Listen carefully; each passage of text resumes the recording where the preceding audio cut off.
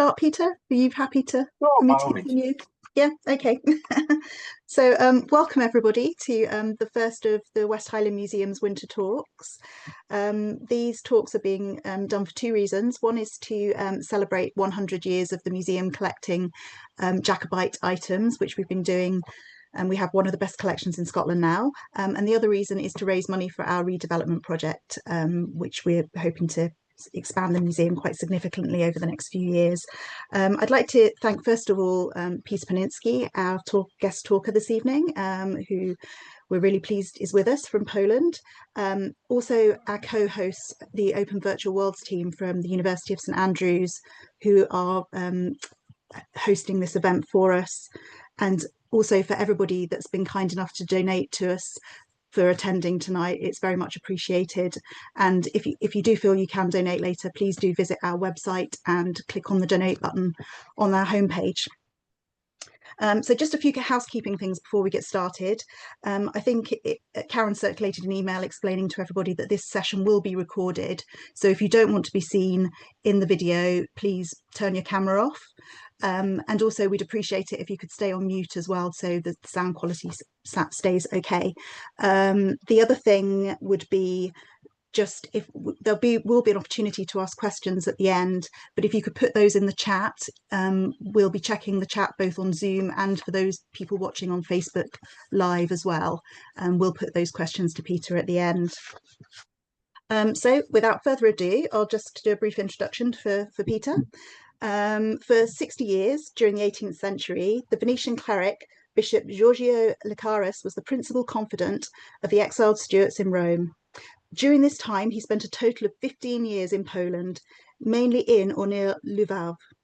As a Theatan, his principal area of interest was the union between the Armenian Catholic and Roman Catholic churches. In Poland, Licarius became a trusted friend of Prince Michael Radziwiłł and his son, Prince Karol. They were the Stuarts' closest Polish cousins.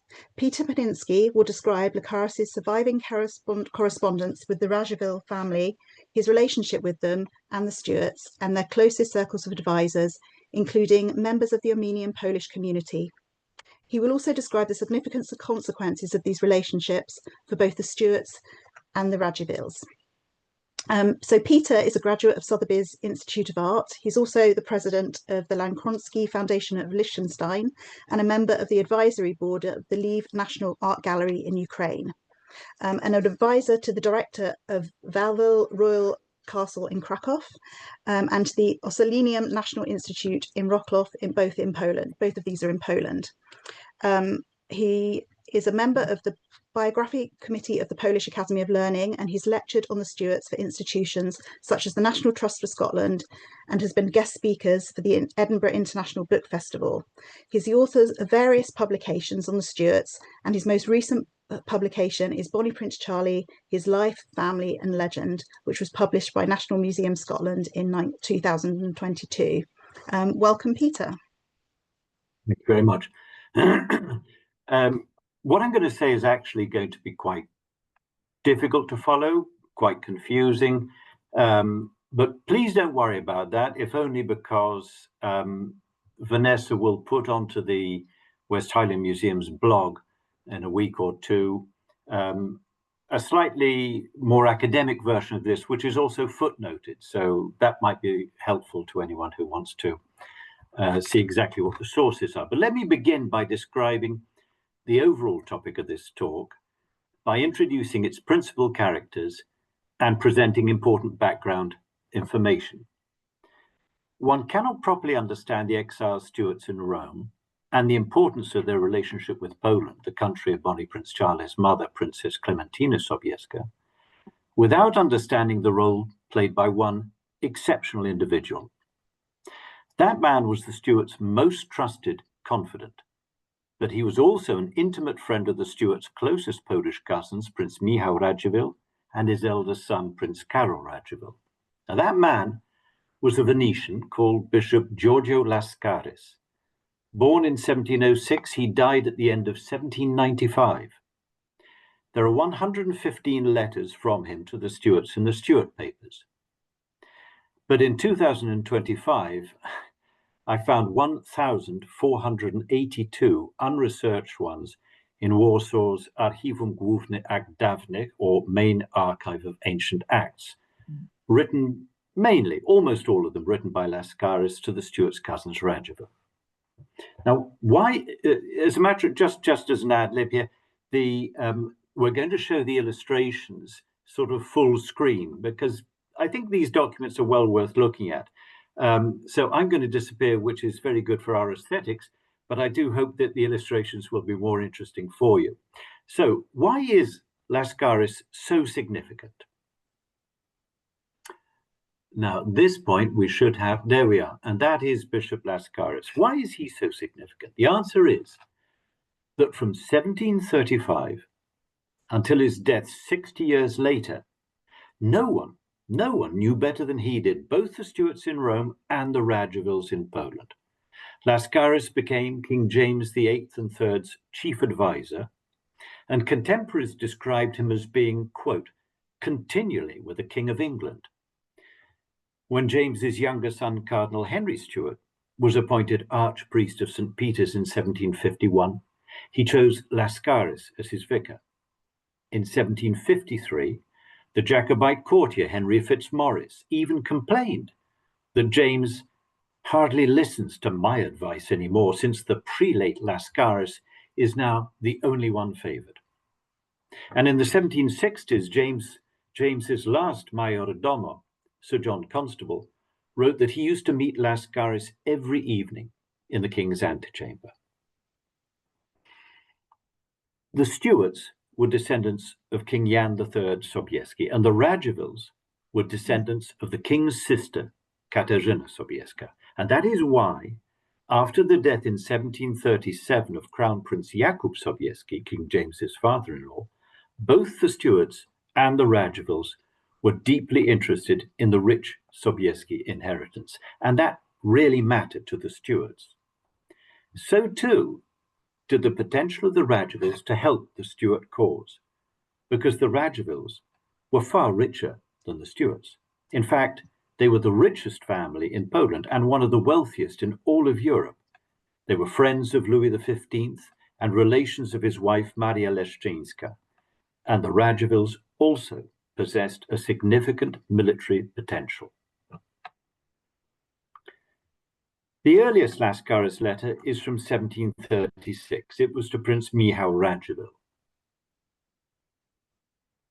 The last is from 1790 and was to Radziwill's elder son, Prince Karol, who died the same year childless.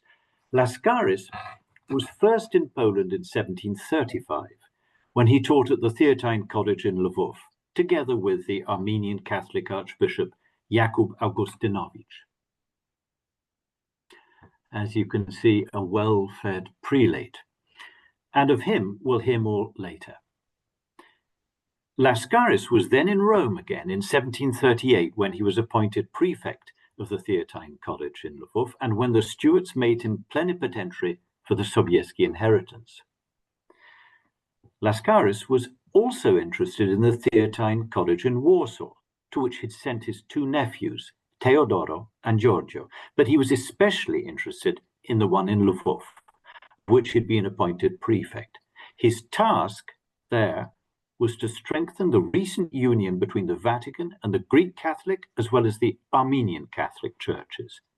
And it was the Radziwills' wealthy bankers, Nikorowicz, who stood at the head of Lviv's very rich Polish-Armenian community. Now, between 1735 and 1761, Lascaris spent 15 years in Poland. He had an exceptionally deep knowledge of the country. He spoke the language fluently, and he knew its leading aristocratic families well. Best of all, he knew the Radziwills. That intimacy meant he also knew their most trusted advisors. They were the Nikorowicz family, the Radziwills' bankers in Lviv, who also supplied them with luxury goods from Turkey and Persia, the Nikorowicz cousin, Archbishop Augustynowicz, the well-fed prelate whom we've just seen, and the Nikorowicz cousins, Bernatowicz, who were administrators for the Radziwills. Other advisors were Pierre Riocourt, who made investments for them, the Ferguson Teppers, their bankers in Warsaw, and Francesco Giuliani, their Warsaw-based supplier of goods from Turkey. Lascaris' letters show how highly he was valued and trusted by both the Stuarts and the Radzivills, and that via him, for decades, large numbers of letters flowed between the two families. It's important to realize that throughout the long years Lascaris spent in Rome with the Stuarts, his influence was very pro-Polish. He was also the Roman Curia's expert on all matters Polish, and in 1764 he was appointed to the Congregation for Polish Affairs. He maintained close relations with the Polish community in Rome and corresponded with his friends and family in Poland until the very end of his life. As recorded in 1796, 3 paintings at the Cathedral of Łódź by the Polish artist Tadeusz Kunce had been commissioned and paid for by Lascaris, and when Kunce painted frescoes at Frascati for Cardinal Henry Stuart in 1775 to 1777, it was because Lascaris had recommended him. Well, let's finish this introduction by calling to mind some relevant facts. On the 27th of November 1746, King James's eldest son, Prince Charles Edward, suggested to him that a bride be found for his younger brother, Prince Henry Benedict. He wrote, quote, "If Prince Radziwill has any daughters of age, I should not think one of them to be an unfit match." Then, in May 1752, after the Rising, having failed to convince Louis XV to launch another invasion and been expelled from France, Charles was staying with Radziwill on one of his estates. He'd just been in Berlin, trying to solicit support from Frederick the Great. Whilst next door in Poland, Radziwill and his younger brother had a private militia, which could field over 6,000 trained and fully armed troops. That was the amount which in 1743, Donald Cameron of Lochiel had said was essential for a rising to succeed. And from 1744, in addition, Radziwill was the commander-in-chief of one half of the Polish-Lithuanian army. If we look at a map,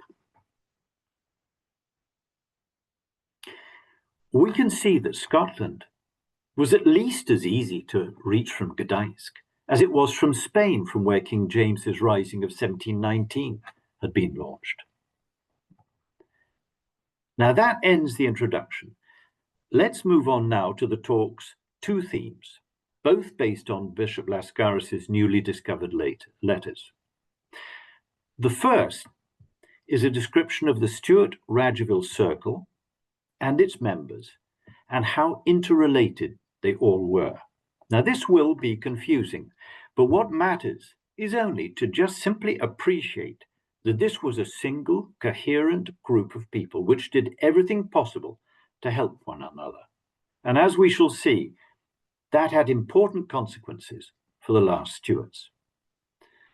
The second theme is of the new light which Lascaris' letters cast on the Stuarts in the decades following the 1745 Jacobite Rising.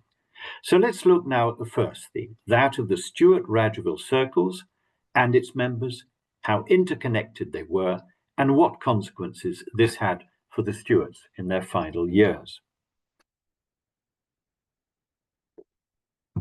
The Stuart-Radziwill circle came into being in 1719 with King James's arrival in Rome and marriage to Princess Clementina Sobieska. To one of the circle's first members, attention is drawn by Professor Alexandra Skrzypiec.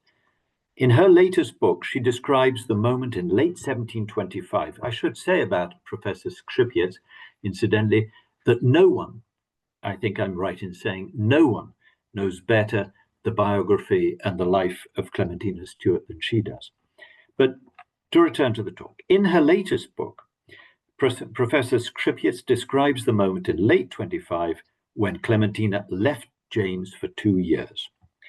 Quote, "Clementina considered that mothers are treated better in Turkey than the way she was treated in the home of her own husband.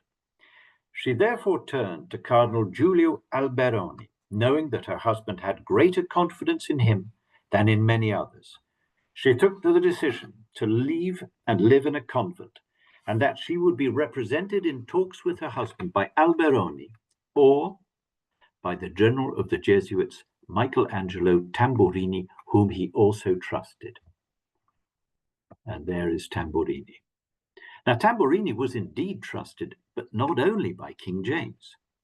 He'd been the personal theologian of Rinaldo d'Este, Duke of Modena, the younger brother of Alfonso IV, who was, of course, King James's grandfather. This Tamburini had a nephew. He taught him theology. He was Fortunato, the son of Simone Tamburini, who was also close to the Duke of Monda, being his counselor. So, put simply, the Stuarts and their relations, the Dukes of Modena, knew the Tamburini family very well. Tamburini's nephew Fortunato became a cardinal in 1743 and was then appointed prefect of the dicastery for the Eastern churches and assigned to the Congregation of Propaganda Fide. In 1752, he became a protector of the Greek College in Rome. By comparison, Lascaris had been appointed by the Congregation of Propaganda Fide as prefect of the Theatine College in Lviv, responsible for strengthening Rome's union with the Eastern churches, whose Greek Catholic and Armenian Catholic cathedrals were both in Lviv. Therefore, Lascaris and Fortunato Tamburini were very close colleagues. Lascaris's letter to Radziwill, sent from Rome in 1750, reveals how both men helped Poles study in Italy. Lascaris tells Radziwill, quote, "Chedielewski has greatly profited, and all that is required is for him to spend 2 or 3 months under the famous Tartini in Padua, where he will stay with my friends and relations in Lombardy." So to summarize, Lascaris and Tamburini were close colleagues. Both were core members of the Stuart Radziwill circle. And Lascaris not only encouraged Poles to go and study in Italy, but also Italians, like his nephews Teodoro and Giorgio, to go and study in Poland. It's therefore no surprise to see a Brigitta Tamburini in Lviv, who died there in 1763, aged 3, nor a Grzegorz Augustynowicz, who was baptized in Lviv in 1777, whose godmother was Jadwiga Tamburini. And significantly, the godfather of that child was Grzegorz Nikorowicz, who was not only his grandfather, but also the Radziwill's banker. Equally significant is the fact that the priest who baptized Jadwiga Tamburini's godson was Grzegorz Nikorowicz's son, Abbe Marek, who had only just returned to Lviv from Rome, where in 1775 he'd become a doctor of theology. Abbe Marek's studies in Rome had been arranged for him by Lascaris and Radziwill. His father, Grzegorz' 1781 letter to Radziwill is revealing. In it, he refers to half a century of my life, during which I've had the honor of being graced by your Serene Highness. Abbe Marek himself wrote to Radziwill in 1775 of, quote, "The grace and protection your Highness has always extended to my whole family." And Lascaris' 1774 letter from Rome to Radziwill states that the Abbe Nikorowicz, son of the director of the Armenians of Lviv, whom your Highness deigned to recommend to me, arrived here, namely in Rome, arrived here on Thursday evening in good health. I took care of everything at once and will render him all possible services so as to continue to merit your ducal protection. Now begin the consequences of these Stuart Radziwill connections, because the Abbe Marek's younger brother was the same Paweł Nikorowicz who in 1803 would marry Bonnie Prince Charles's granddaughter, namely Charlotte Stuart's eldest child, Marie Victoire de Rohan. She was Paweł Nikorowicz's fourth wife. Another letter reveals that around the time of Pawel's first marriage, he was living abroad. That letter was from his father Grzegorz to the Habsburg Emperor Joseph II. Evidently, when Lascaris and Radziwill arranged for Abbé Marek Nikiorowicz to go and study in Italy, his brother Paweł went too, because soon after he married his first wife, and she was none other than Caterina Tamburini, from the same family as the Stuarts' trusted Jesuit Michelangelo and Lascaris' colleague Cardinal Francesco. The Nikiorowicz-Tamburini marriage is included on this 1882 official proof of nobility for Paweł and Katerina's great-grandson, Baron August Romaszka. This document is in Cracow's Jagiellonian Library. And there's a close-up of it. And we see this marriage. At the bottom, you see the names Nikiorowicz and Tamburini, and there are their parents. And there is the Tamburini coat of arms with its drum, from the same word as tambourine. So we know it's the same family. Now, this Nikiorowicz-Tamburini marriage is very important indeed, because this marriage proves that long before Paweł Nikiorowicz married Charlotte Stuart's daughter in 1803, he'd already been connected to the Stuarts for 30 years through his first wife's family of Tamburini, whom he met through the Stuarts' confidant Lascaris and the Stuarts' cousin Radziwill.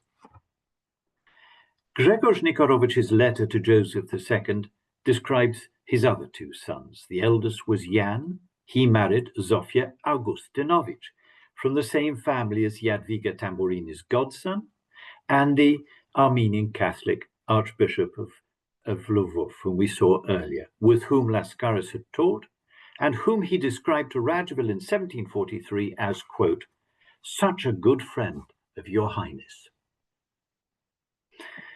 Evidence of Lascaris' own friendship with Augustynowicz is on the frontispiece of a book belonging to the Stefanik Library in Lwów. Lascaris' inscription reads, you can see it in the bottom half of this illustration. J'ai donné ce livre à Monseigneur l'abbé Jacques Augustynowicz ce jour, 11 décembre 1739. From 1763 to 1772, Grzegorz Nikorowicz's son Jan was attached to the Polish embassy in Constantinople, where he was one of the first 4 pupils of the Polish Oriental School.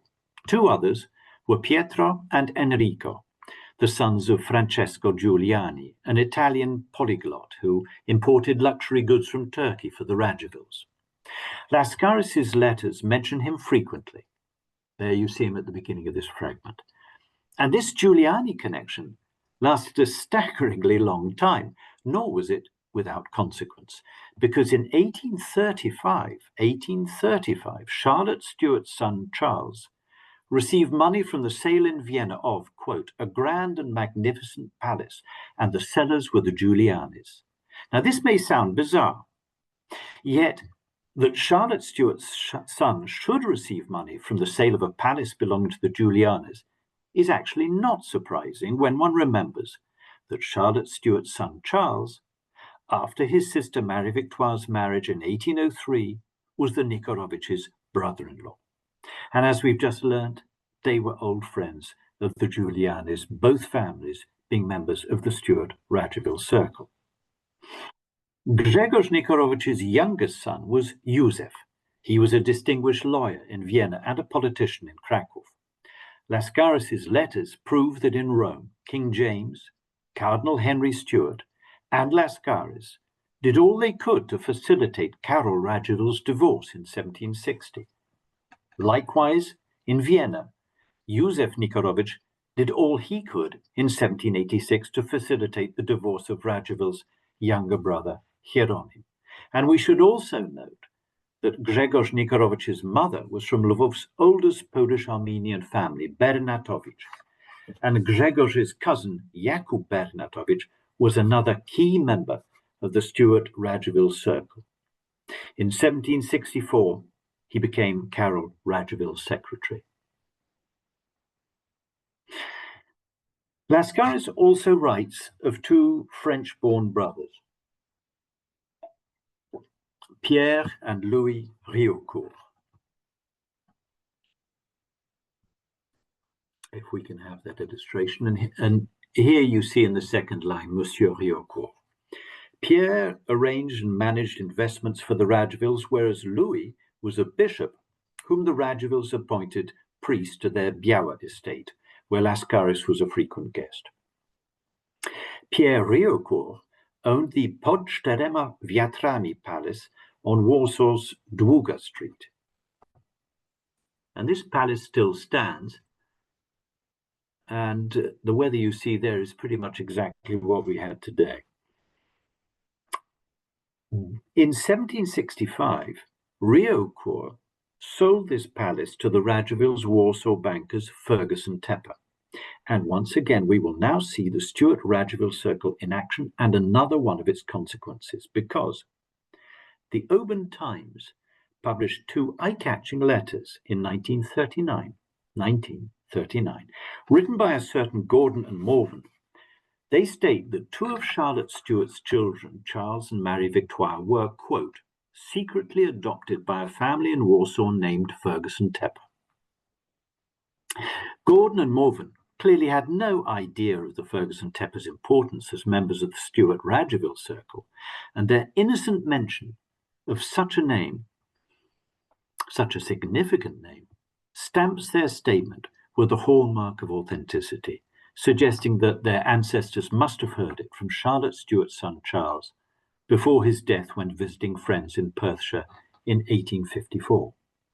Now, confusing though this first theme may have been, it nevertheless shows us how very interconnected were the members of the Stuart Radziwill Circle, and it reveals some of the associated consequences.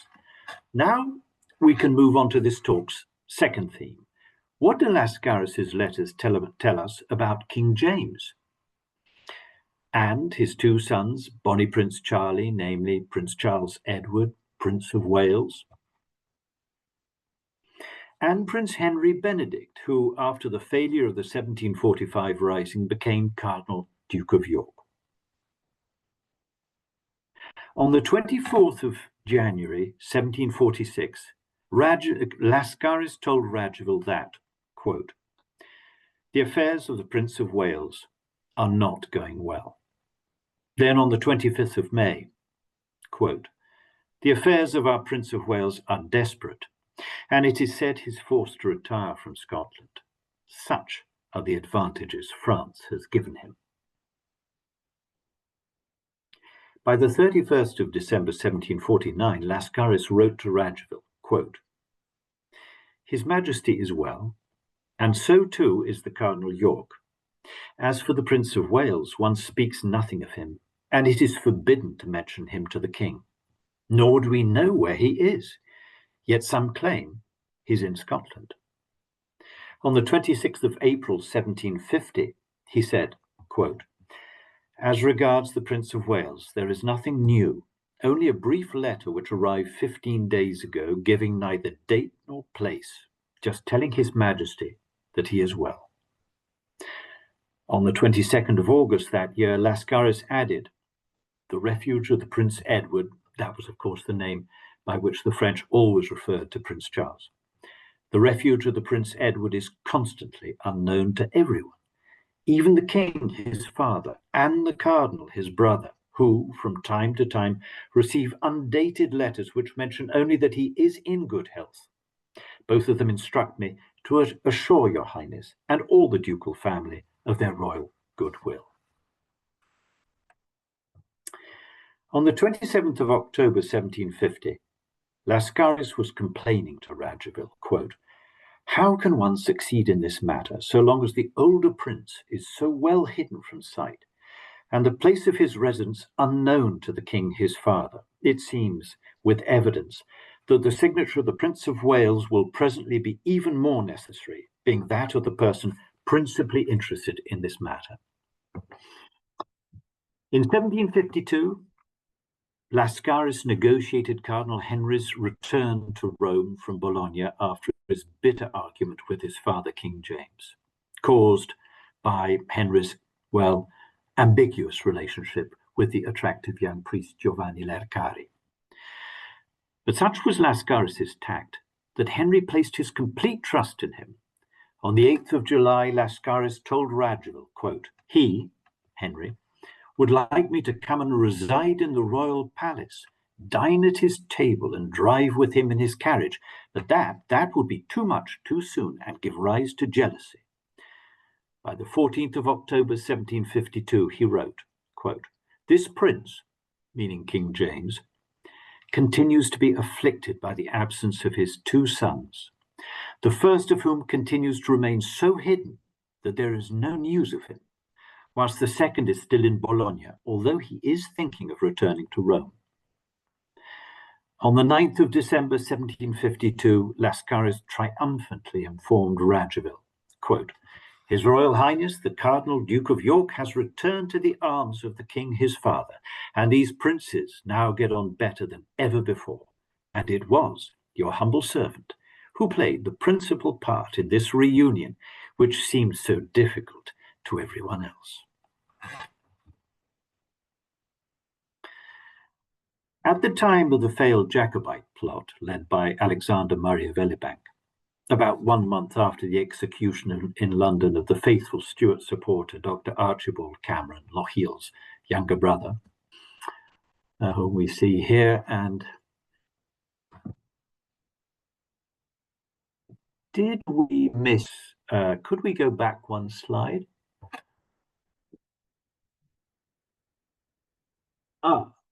There should be a slide which shows poor Archie Cameron being dragged on a sled to his execution. Is that not there?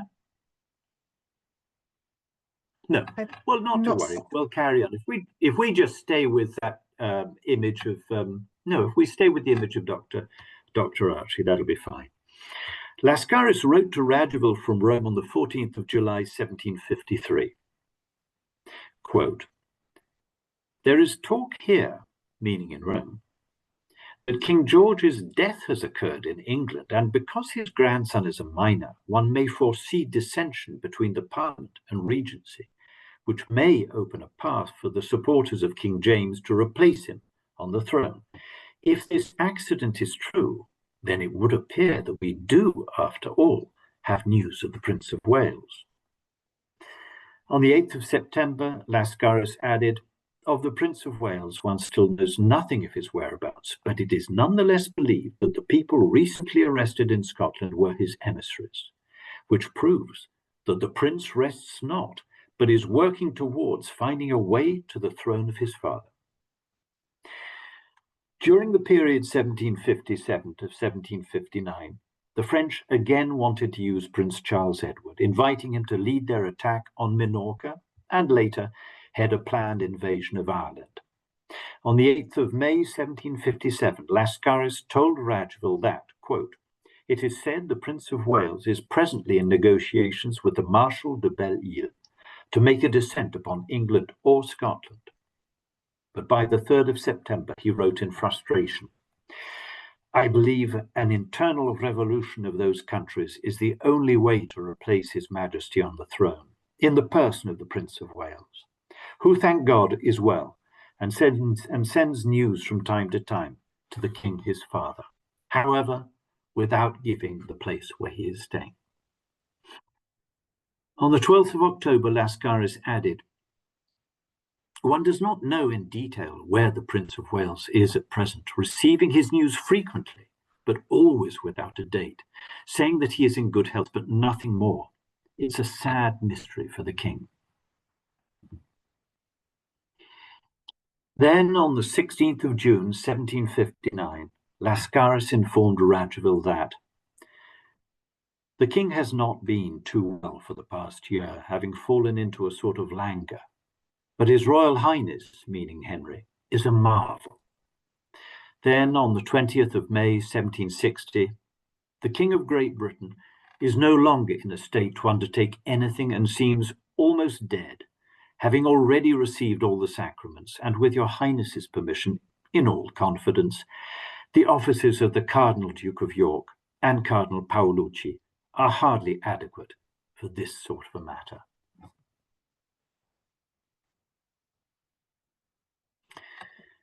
King James rallied, but he was ill again by 1764. He died on the first day of 1766.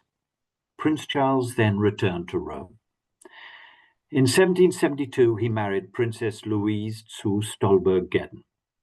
Charles's illegitimate daughter by Clementina Walkinshaw, Charlotte Stuart, came from Paris to protest, which infuriated both her father and her uncle Henry. But again, Lascaris' tactful hand smoothed things over between the Stuarts. One of Lascaris' last Stuart-related letters is from the 15th of January 1775, during the conclave from October 1774 until February the next year. Henry was then very busy because he was Vice Dean of the College of Cardinals.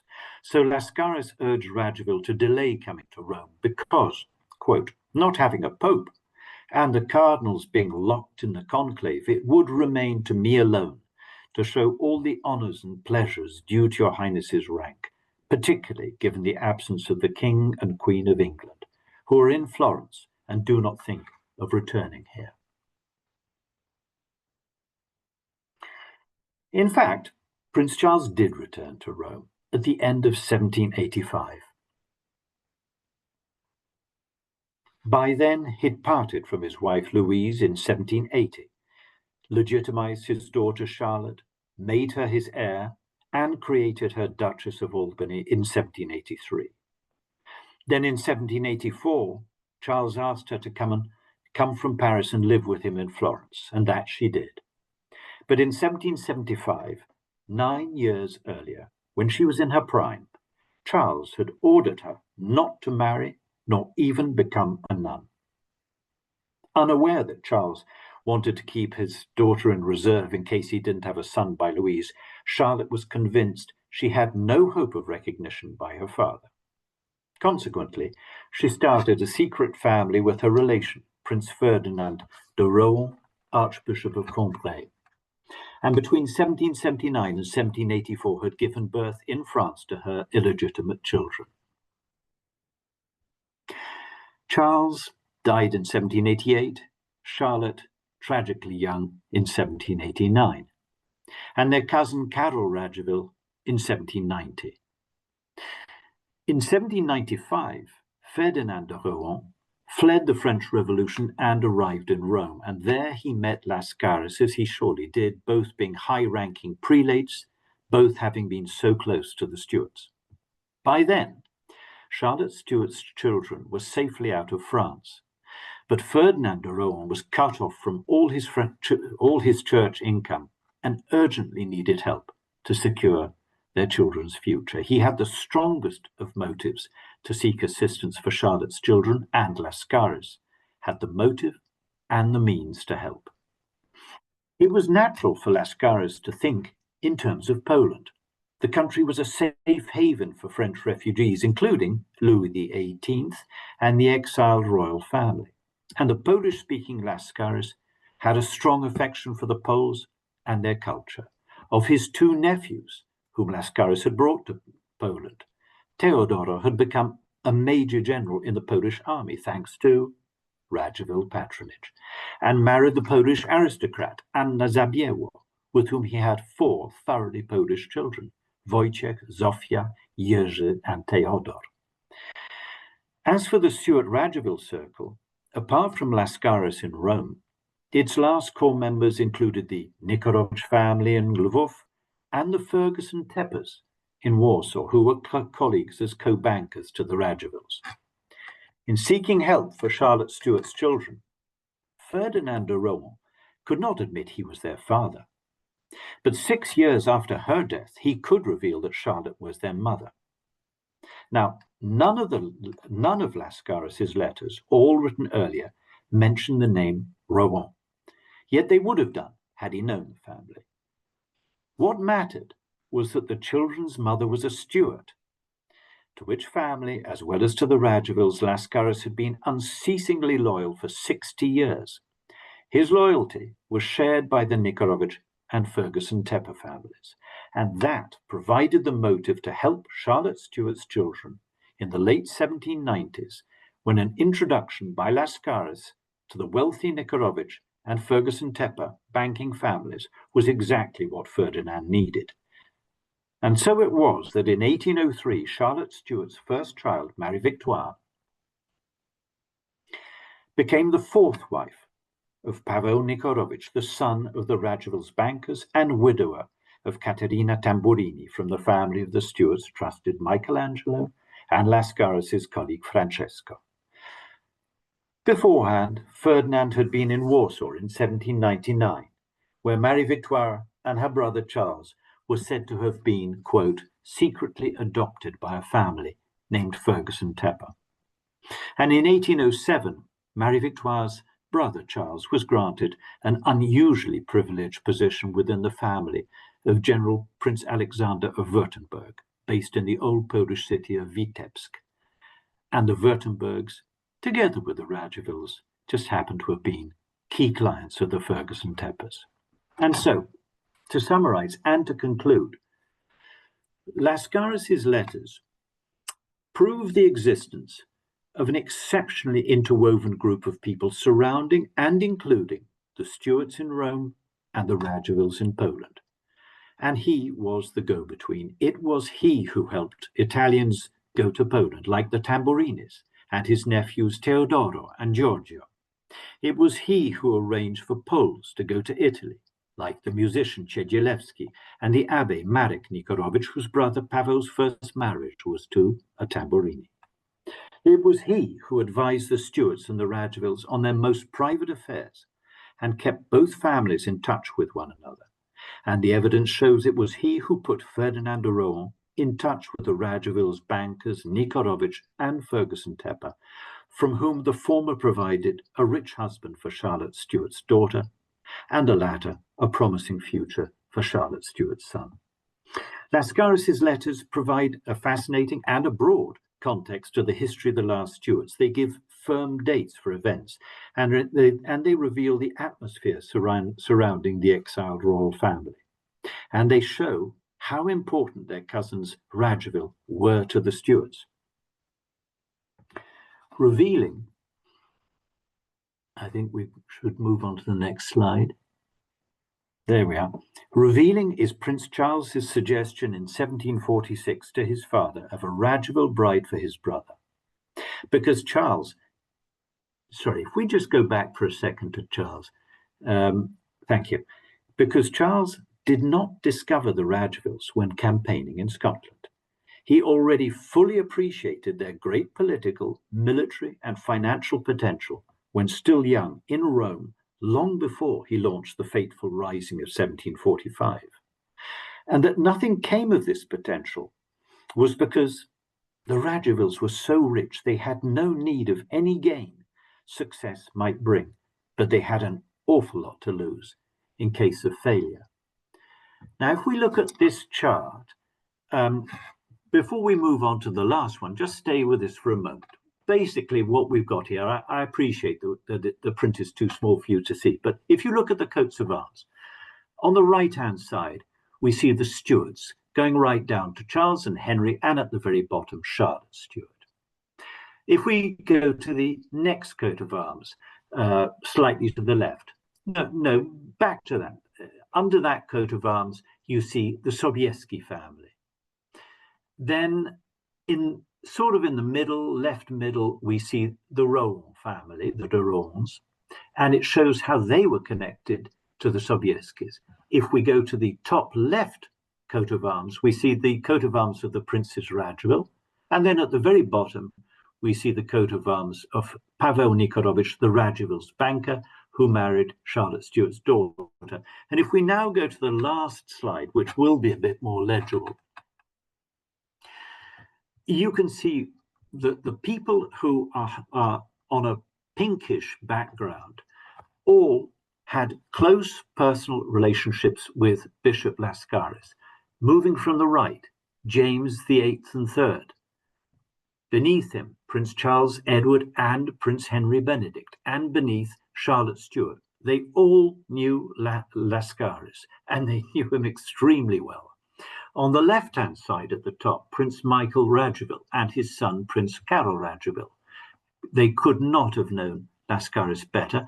And underneath, we see Paweł Nikiorowicz, who was the brother of Abbé Marek, sent to Rome by Radziwill and Lascaris. And I think that puts very neatly, or illustrates very well, precisely the how closely related all these people were. Well, that's the end of my talk. If there are any questions, I'd be delighted to try and have a go at answering them. Thanks very much, Peter. That was a really sort of in-depth and fascinating talk. Yeah, into the it's very, very complicated history. It's a slight aside, but at the moment we have in Warsaw at the Wilanów Palace an exhibition entitled "The Sobieskis and the Stuarts." I can't remember the subtitle, but that's good enough. And I invited to it the last generation of the Lascaris family, which still exists in Poland. They have a daughter, so the name will now, in the next generation, fade from existence within Poland. But it is remarkable that the family, having been brought to Poland by Bishop Lascaris, when he was sent here, I'm in Poland, of course, by the Stuarts, still exists to this day. We've got one question in the chat from Viola. The Stuarts obviously were supported tremendously, but were they able to offer assistance in return? And if they were, of what sort? I'm sorry, could you just say that again? Yeah, so the Stuarts were obviously supported tremendously, but were they able to offer assistance in return? And if so, what sort of assistance were they able? Is that correct, Viola? Yeah. Viola, perhaps you put your microphone on, and because I didn't completely understand the question. Well, what I'm saying, I suppose, is that the Stuarts were extremely fortunate, I think, in their Polish connections and tremendous amount of support that they got back for them. But in some ways, it feels slightly one-sided. So what would they be able, how would the Stuarts in some ways be able to thank and appreciate all of these people? Was it just the mystique of being royalty, or were there actual things that they could? No, they did do things. I mean, as I've said, the letters I found, there are, nearly 1,500 of them, and I virtually developed, if not did develop, severe back problems, spending a whole month doing nothing else except reading these letters. Almost all of them are in French. One or two of them are in Polish. Sorry, this is an aside, but I found it slightly amusing. Lascaris moved into Polish when writing to Radziwill, when he didn't want the censor to understand what he was saying. So, for example, I think it was in Padua that he wrote a letter, and he was criticizing the Paduese authorities. And he didn't want them to really understand what he was saying, so he moved into Polish. And I'm pretty sure I'm right in saying that, with the exception of one person here, Katarzyna Gomerek, probably Polish is still a very good way to not let people know what you're actually trying to say. But anyway, going back to your question, this is a very large amount of material indeed. I mean, I've just literally produced a few little quotes, and ones that relate directly, of course, to either the Nikiorowicz family or to the Stuarts, or to the Radziwill's advisors. But they cover a whole range of different things. Now, one of the things, for example, I did mention were the two divorces in two successive generations of the Radziwills. Now, divorce really meant an annulment. And therefore the Pope's agreement for such a prominent family was necessary. So the Stuarts really pushed hard to push through the Radziwill cousins' divorce, and that really mattered to them. An annulment was an extremely important thing to procure. So in ways like that, they could help. Of course, in a certain sense, the Radzivills and the Stuarts were competitors with regard to the Sobieski inheritance. The Sobieski inheritance on paper was extremely rich. In practice, it was far more difficult to get your hands on the assets that the Sobieskis had owned. And the Radziwill family in 1740 acquired the gigantic estate of Żółkiew near Lviv. I don't remember exactly, but we're speaking about an estate of which was the size of a principality, essentially. It had about 140 villages and towns. So, it's not a very small place. Yeah. And that was just one of their estates. That was sold to the Radzivills. Actually, the reason why it was sold to the Radzivills by the last of the Sobieskis, a daughter, Charlotte, in fact, was because the Sobieskis had failed to succeed or Prince James Sobieski, Prince Jakub Sobieski had failed to succeed in obtaining for Prince Charles Edward and for Prince Henry Benedict a very important thing called the indigenat. The indigenat meant that your foreign nobility was registered in Poland, in the Polish-Lithuanian Commonwealth. Why did that matter? That mattered because the law did not allow anyone except a Polish or Lithuanian noble to own land in Poland. So for Prince Charles Edward and Prince Henry Benedict to acquire the estates which belonged to Crown Prince Jakub Sobieski, Clementina Sobieski's father, the son of the great King Jan III Sobieski, for them to inherit the landed properties, they needed to become Polish nobles. They needed to have their foreign nobility, royalty nobility, registered in Poland. Now, that never happened. James Jakub Sobieski died at the very end of 1737, and then his daughter Charlotte died a couple of years after. And with her father dead, Charlotte Sobieska, who was the Duchess of Bouillon, she'd married into the de la Tour d'Auvergne family. The easier thing was simply at a knockdown price. Look, you're my closest cousin. You're a Radziwill, so you're obviously a Polish noble. You can buy it, and I'll take the money. So that's why Żółkiew passed into the hands of the Radziwills. But throughout that whole time, and actually, interesting enough, right throughout the 18th century, there were attempts to try and, let's say, gain access to or turn into money some of the assets which had formerly belonged to the Sobieskis, the most difficult of which was the Duchy of Oława, which is now in southwest Poland. At the time when Clementina Sobieska left in 1719 to travel to Rome to marry King James, it was actually in the Habsburg dominions. It was just outside the Polish border, and it was a duchy in its own right. It was then called Olau. It's now called Oława. Part of the original palace in which Clementina was brought up still exists. That ran into problems in the 1740s because the Prussians invaded Silesia. Olau, therefore, and Silesia ceased to be part of the Habsburg dominions. And the Prussians took the view, well, you don't own it anymore. We do. And so in order to try and get some form of recompense, struggles went on right up to the end of the 18th century. So yes, there were things within the Vatican that the Stuarts could do, and of course, as far as the Vatican was concerned, there was no doubt the Stuarts were the rightful kings of Great Britain, and they'd lost their thrones because of their devotion to Catholicism, and so shall we say their ratings, particularly King James's, were very high indeed. And of course, Prince Henry's was extremely, the Cardinal Duke of York, ranked extremely highly in Rome. So anything that needed to be done in Rome, the Stuarts were the Radziwills' fix-its.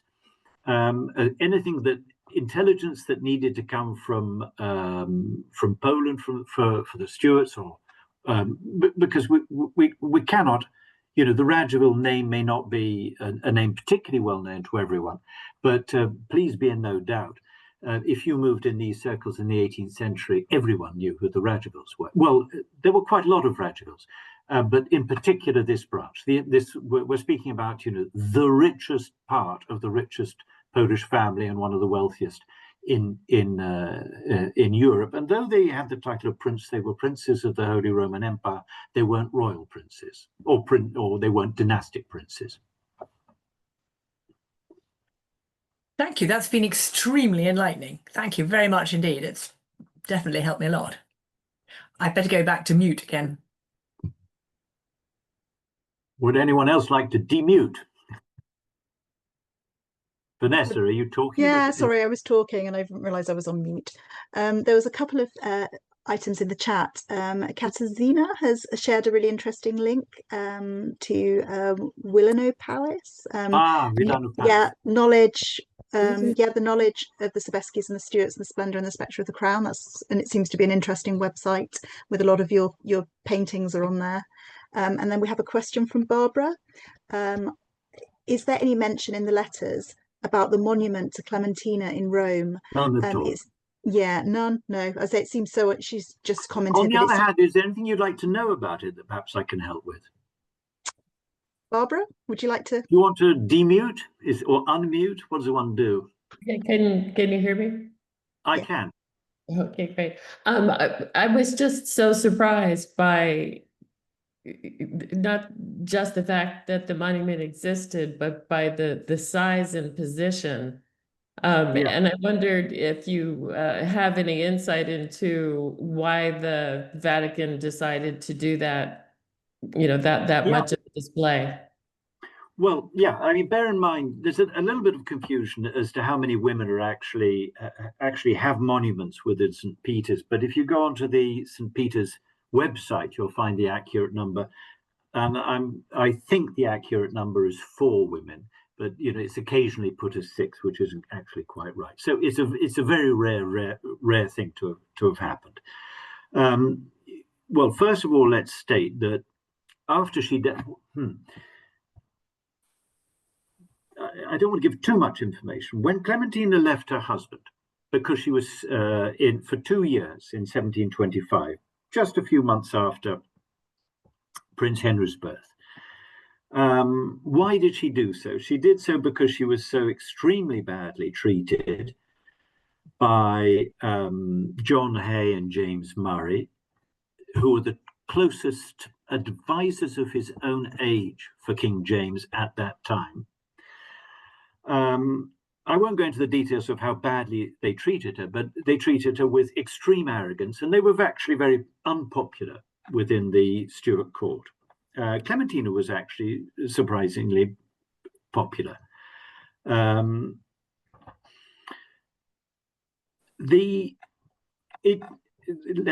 say the emotional strain on the other major reason was because King James came from a different culture.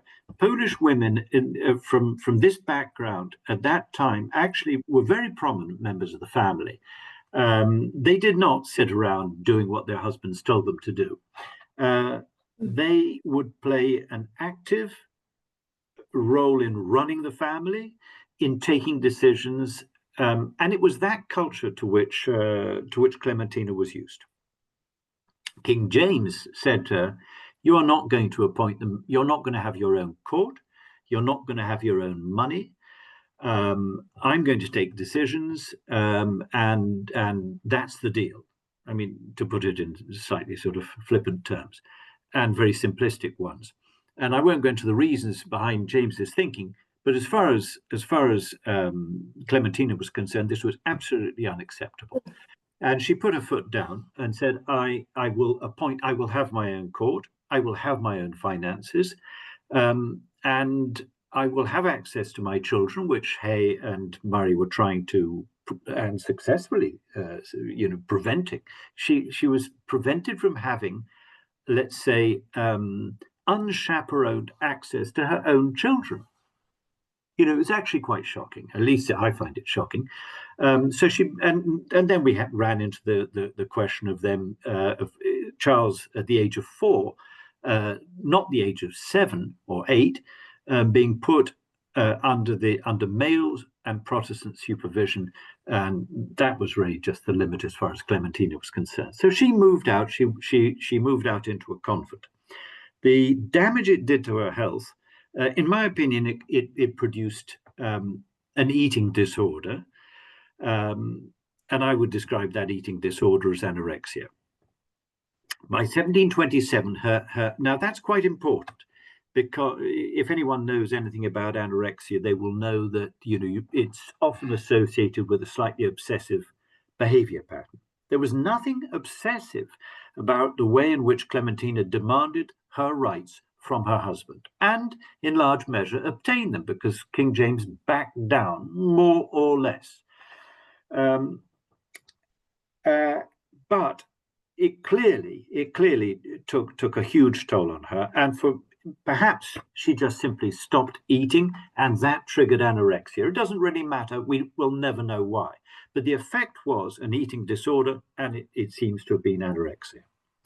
So she then became more religious, obsessively religious.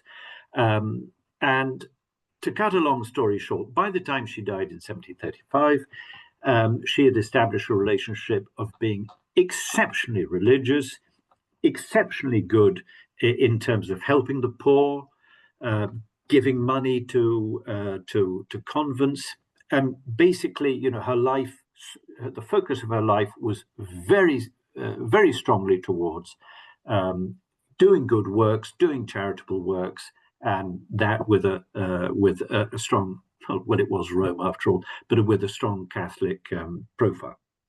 So it was considered, should she not be beatified? So it didn't come to a beatification, but this is what we're talking about. Somebody who was considered for beatification. So that now gives you a bit of background as to why it was that the Pope and the Vatican was looked so favorably upon Clementina.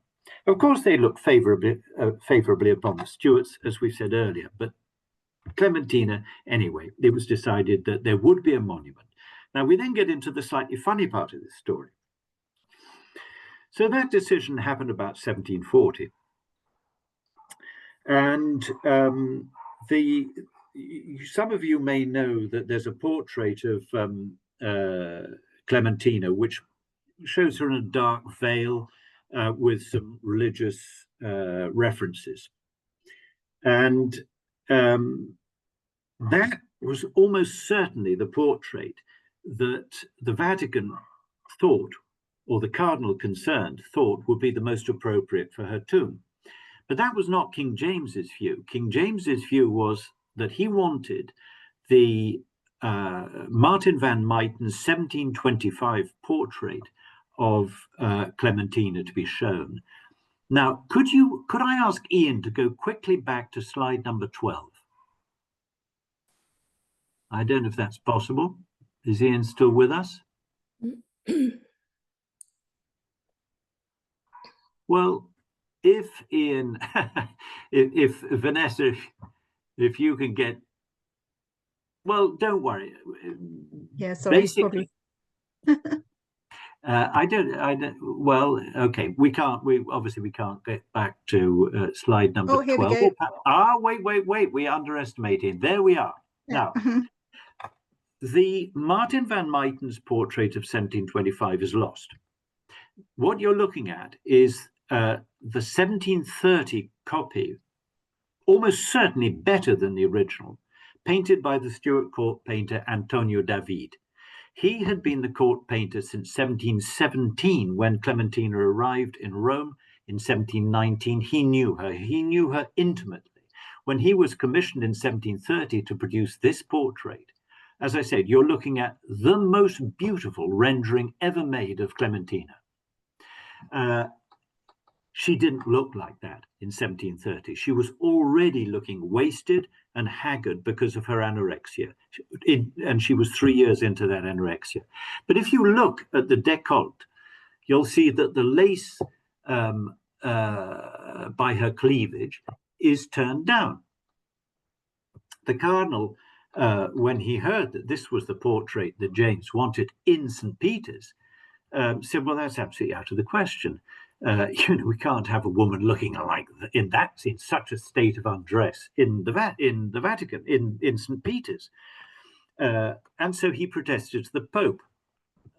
Now, to give you an idea of what the Stuarts' position was like in Rome, and maybe I should just add, the Stuart court was the second most important court outside the papal court in Rome, and there were quite a few courts in Rome that were important. So, number one, papal court. Number two, the Stuart court. The Pope responded, if this is the portrait which King James wants in St. Peter's, my dear Cardinal, then this is the portrait which shall go in St. Peter's. He probably added, don't be such a prude, but anyway, it was a very modern thing to allow at the time.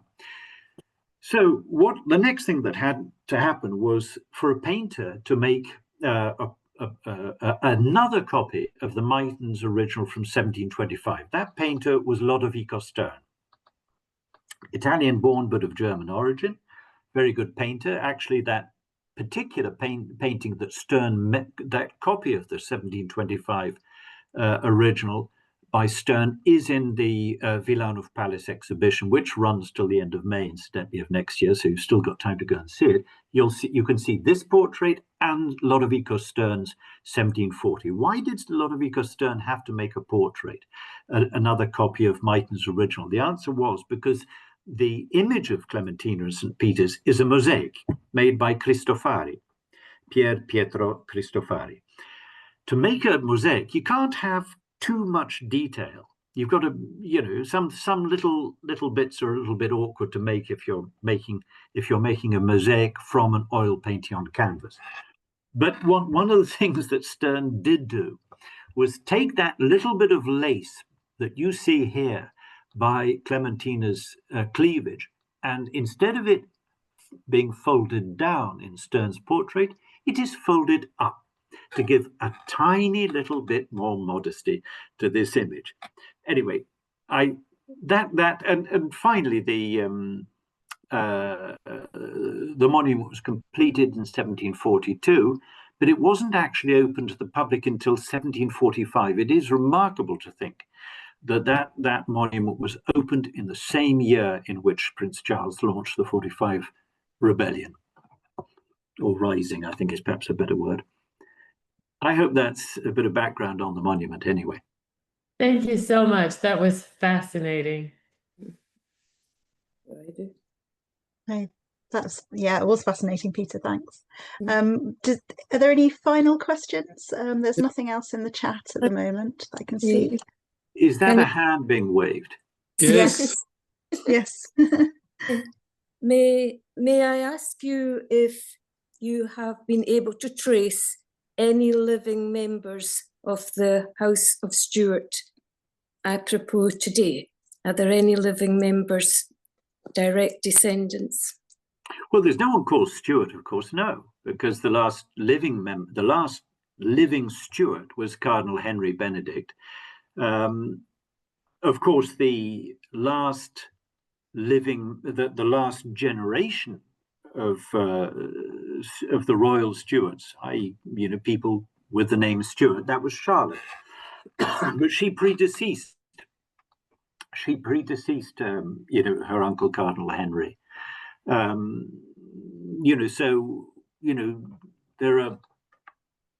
no one alive who's called Stuart who's descended in the male line from the Stuarts. That's it. Thank you. Right. Thanks, Peter. Is there anybody else, or shall we wrap up? Yeah. I'd just like to say, did Caroline Segui want to Oh, say sorry, something? Carolyn. Did you have your hand up, Carolyn? I didn't. You're on mute. Oh, you're on Carolyn. mute. Oh, you're still on mute. Carolyn, if you can hear us, you are on mute. I think she's. I should have said.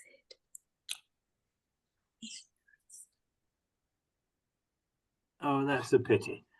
Oh, she's gone. Well, maybe She's turned the camera off, actually. Well, maybe we'll give her. Oh no, she's coming back. Oh no.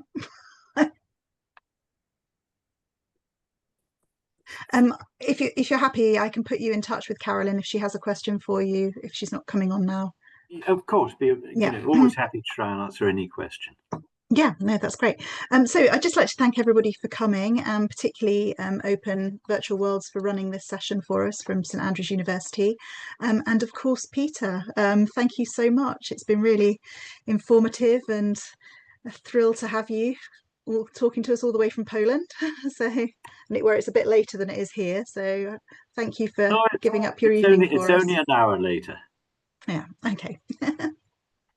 Well, it's been a real pleasure as far as I'm concerned, and I'm extremely grateful for your invitation. And it's always very nice to be able to do something with the West Highland Museum. Great. We really appreciate your support. Thank you. Well, thanks, everybody. Right. Bye now.